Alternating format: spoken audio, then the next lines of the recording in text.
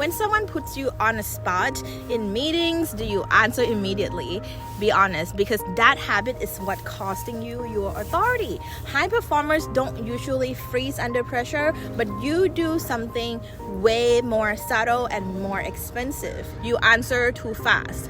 And when pressure hits, your nervous system treats silence like danger. So it pushes you to respond immediately, not clearly, just quickly. And that's when people start interrupting you, questioning you, or even assuming that you are more junior than you actually are. And this is not a communication issue. This is a timing issue.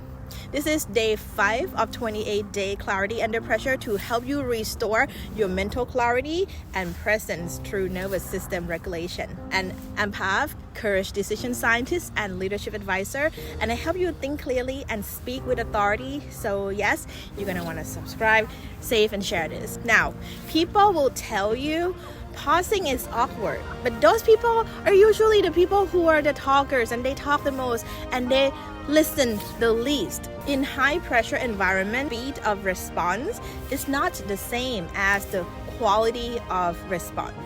So or quality of judgment. Elite performers don't rush to answer. They control response timing, and this is trained explicitly in aviation, emergency medicine, and special forces. And they call it response latency.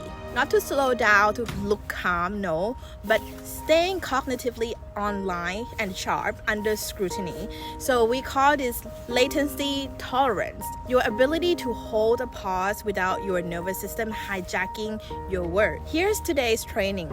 The next time that someone asks you a question in a meeting or a conversation or a decision moment, you wait for 2 full seconds before answering them. No filler, no great question, and this is where most gurus are wrong. And also no nervous smiling, just 2 seconds, and that pause lets your prefrontal cortex fully come back online and be sharp.